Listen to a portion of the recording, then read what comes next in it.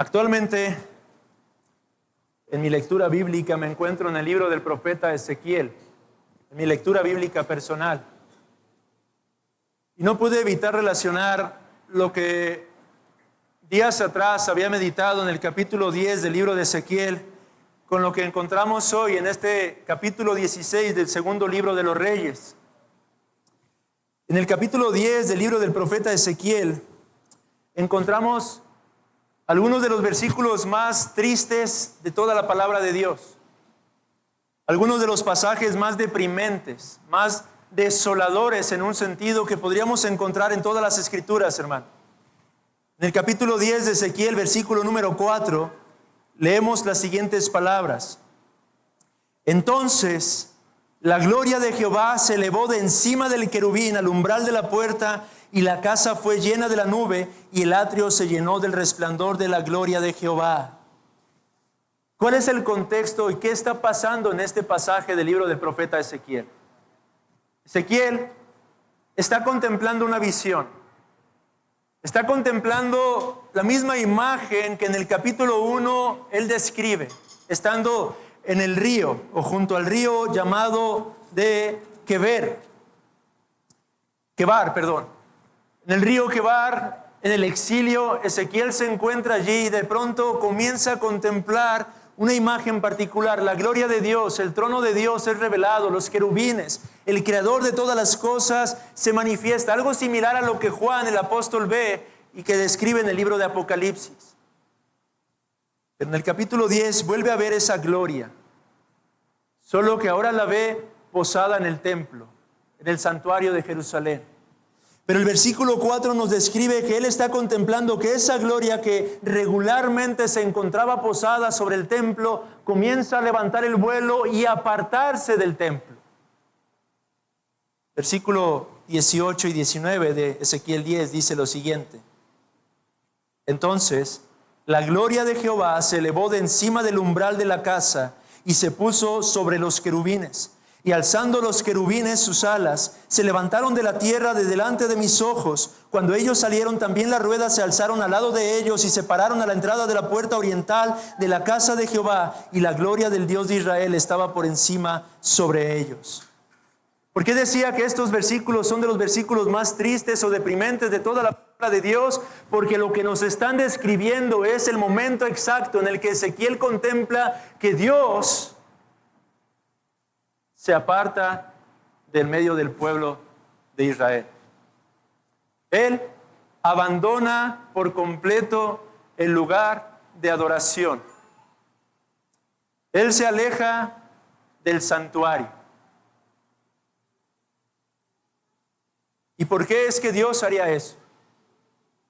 El pueblo de Israel tenía la seguridad de que ese santuario sería permanentemente el santuario donde el Dios vivo y verdadero se revelaría hacia un mundo en general. Pero ¿por qué Dios se apartaría de esta manera de en medio de ellos? ¿Por qué Ezequiel describe estas cosas? Estamos hablando que el contexto en el que describe estas cosas es en el exilio. Y en el capítulo 8 del libro de Ezequiel, Dios está anticipándole a Ezequiel el porqué él abandona a su pueblo. Él lo lleva en una especie de visión a ver en lo secreto lo que está ocurriendo en el templo. Y lo que ve Ezequiel en esos momentos, y Dios le describe, son una gran cantidad de abominaciones, como las llama el Señor. Dice Ezequiel, mira la clase de abominaciones que mi pueblo está llevando a cabo en mi santuario. Mira la clase de idolatría en la que ahora ha incurrido mi pueblo. Este pueblo que yo aparté para mí, este pueblo que tendría que manifestar mi gloria, este pueblo que yo escogí, no porque fuera el mejor, sino por causa de su indignidad, para revelarme a través de ellos, me ha dado la espalda y se ha ido en pos de dioses falsos. Esa es la causa por la que Dios abandonó su santuario, hermanos. Abominaciones que más de 100 años atrás había comenzado o comenzaría a introducir Acaz. Casi 2 siglos Dios pacientemente. Esa es la diferencia de tiempo que hay entre Segundo de Reyes 16 y Ezequiel, capítulo 8, capítulo 10. Casi 2 siglos después, Dios llevó a cabo la ejecución de su juicio. Casi 200 años amonestando y advirtiendo a un pueblo contumaz y rebelde. Casi 200 años anunciando la realidad de que Dios les daría la espalda si ellos insistían en perseverar en su propio pecado. Segundo de Reyes 16 nos presenta a uno de los más impíos reyes que gobernaron en Judá. A estas alturas ya conocemos el contexto. El pueblo de Dios se ha dividido en dos, el pueblo del norte y el pueblo del sur, Israel y Judá por una parte, por otra parte. Israel cada vez está más en apostasía. Los reyes que se nos han descrito son hombres que hacen lo malo a los ojos de Dios. Judá de alguna manera se ha mantenido, ha perseverado, pero ve aquí que en el capítulo 16 del segundo libro de los Reyes se nos introduce un rey que no hizo lo recto delante de los ojos de Dios, sino que se nos dice que hizo lo malo ante los ojos de Jehová. ¿Qué tan malvado fue Acaz? ¿Qué fue lo que hizo Acaz? Versículos 3 y 4 nos dicen que lejos de andar en los caminos de David su padre, Acaz anduvo en el camino de los reyes de Israel y aún hizo pasar por fuego a su hijo según las prácticas abominables.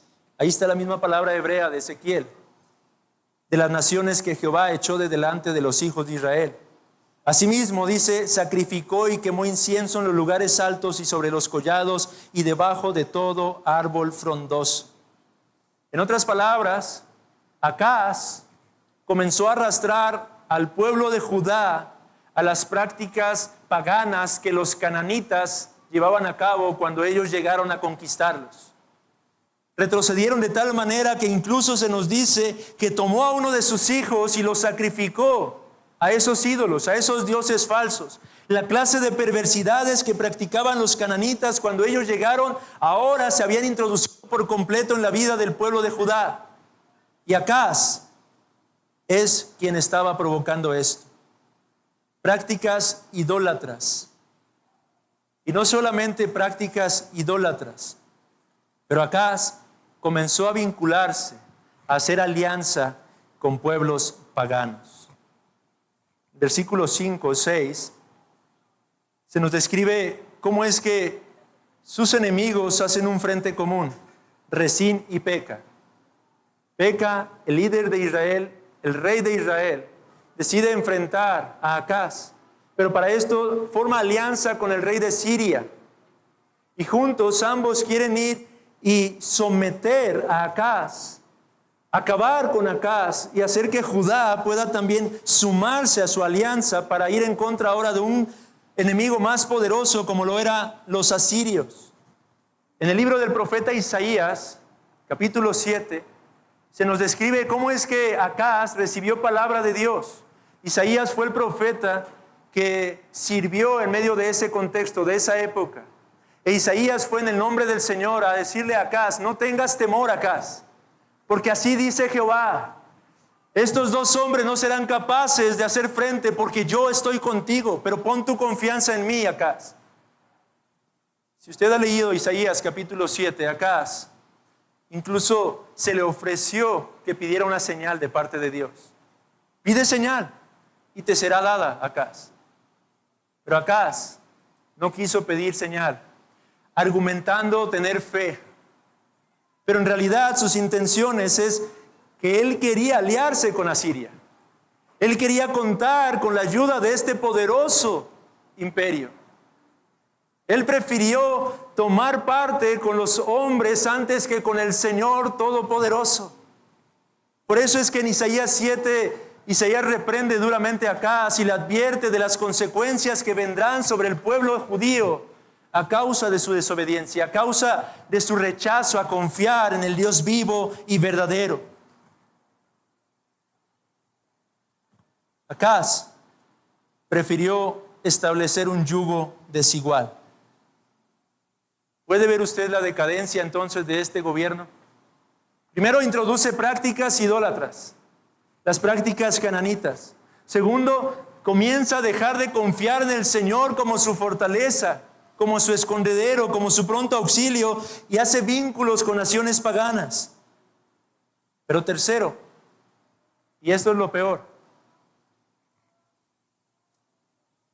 tras haberse aliado con Asiria, con este rey llamado Tiglat-Pileser, haciendo uso de un soborno, incluso saqueando los tesoros del templo para ese fin, se dice que el rey de Asiria aceptó esa alianza y fue a Damasco y conquistó, acabando allí con uno de los reyes, con Resín. Acaz entonces, para sellar su alianza, fue a Damasco para tener un encuentro con el rey de Asiria, y estando en Damasco se nos dice, versículo número 10, que Acaz pudo ver un altar en Damasco, un precioso altar en el que los habitantes de aquel lugar adoraban a sus propios dioses. Y observe el detalle que no debe pasar desapercibido el día de hoy. Vaya al versículo 10. Después fue el rey Acaz a encontrar a Tiglat-Pileser, rey de Asiria, en Damasco, y cuando vio el rey Acaz el altar que estaba en Damasco, envió al sacerdote Urías el diseño y la descripción del altar conforme a toda su hechura. Luego vea el versículo 11, y el sacerdote Urías edificó el altar conforme a todo lo que el rey Acaz había enviado de Damasco. Así lo hizo el sacerdote Urías, entre tanto que el rey Acaz venía de Damasco. Y quiero que veamos el versículo 16, porque hay un énfasis que necesito que quede destacado para entender el punto. E hizo el sacerdote Urías conforme a todas las cosas que el rey Acaz le mandó. ¿Cuál es el detalle que quiero destacar aquí? En el versículo 10, la palabra que se emplea para diseño, cuando se nos dice que el sacerdote Urías recibió el diseño y la descripción del altar, de aquel altar que se encontraba en Damasco, es la palabra hebrea Tavnit. Tavnit. Y esta es la misma palabra que encontramos en el libro de Éxodo, capítulo 25. Vaya a Éxodo brevemente, capítulo 25. Versículo 9.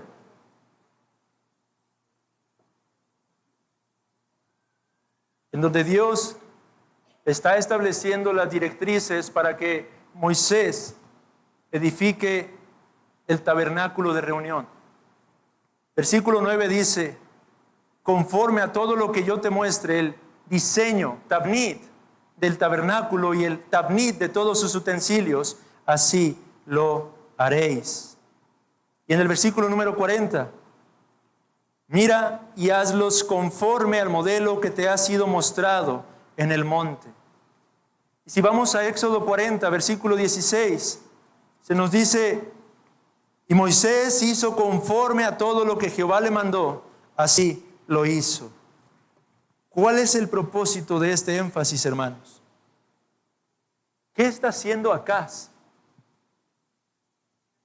Acaz está sustituyendo el altar que Dios había establecido para su adoración. El diseño que Dios mismo había designado para que fuera el lugar en donde Él sería adorado. Ahora Acaz estaba imponiendo su propio diseño, usurpando el lugar que le corresponde al Señor, estableciendo una forma de adoración conforme a su propio pensamiento, estableciendo una forma para acercarse al Creador, contraria a lo que Dios mismo había hecho. Y es interesante que el sacerdote Urías se nos dice que al igual que con Moisés, hizo todo conforme a lo que Acaz le ordenó. Al igual que Moisés hizo conforme al mandato de Dios, este sacerdote hizo todas las cosas conforme a lo que Acaz, pretendiendo usurpar el lugar de Dios, le ordenó que hiciera, hermanos. De todas las aberraciones que Acaz introdujo, esta fue la más terrible, hermanos.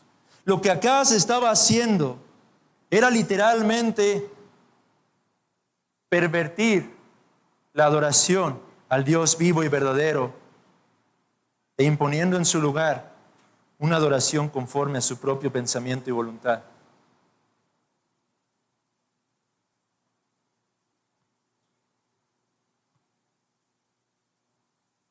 ¿Y qué nos enseña esto, hermanos?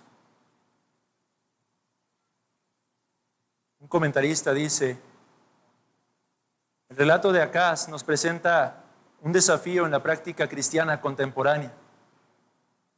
Por diversas razones, el culto cristiano en muchas iglesias contemporáneas ha adoptado estilos litúrgicos del mundo del espectáculo o de la publicidad. Cuando el éxito depende de copiar los métodos más modernos, el tradicionalismo aparentemente estancado de la iglesia, su pretensión de ser objeto del favor especial de Dios, sus afirmaciones de ser el Edén de Dios, el monte santo, la casa del Dios vivo, pueden parecer pintorescas y no francamente orgullosas. Se piensa que es mejor adaptar nuestro culto y nuestro lenguaje al poder cultural dominante que mantener la arrogante pretensión de que gozamos de un estatus especial. Al adaptarse al mundo, la iglesia se aparta del patrono modelo que debe regir su culto. Solo cuando la iglesia sigue el tafnit del culto celestial es que el mundo puede ser impactado por medio de ella. Oh, amados hermanos, esto me hacía reflexionar en la importancia que Dios le da a su adoración. Esto me hacía reflexionar en la importancia del llamado que Dios nos da a adorarlo conforme a su voluntad y su palabra. Esto me hacía reflexionar tristemente en la condición que hoy en día se evidencia en muchas iglesias cristianas, quienes han abandonado la forma divina establecida para su adoración y han buscado simplemente amoldarse a las prácticas de este mundo, hermanos. A Dios le importa la adoración, hermanos. Este fue el principio del acabose para el pueblo de Judá, el introducir esta clase de prácticas paganas. Esta fue la causa por la que la gloria de Dios se apartó finalmente de en medio de ellos. Ahora, lo hermoso de todo esto, hermanos, es que el Señor ofrece esperanza, y le ofrece esperanza al pueblo de Judá. Porque más adelante, mucho más adelante, en Ezequiel 43, versículos 1 al 5, encontramos estas palabras que nos llevan a encontrar consuelo. Ezequiel dice: me llevó luego a la puerta que mira hacia el oriente. He aquí la gloria del Dios de Israel que venía del oriente, y su sonido era como el sonido de muchas aguas, y la tierra resplandecía a causa de su gloria, y el aspecto de lo que vi era como una visión, como aquella visión que vi cuando vine para destruir la ciudad, y las visiones eran como la visión que vi junto al río Quebar, y me postré sobre mi rostro, y la gloria de Jehová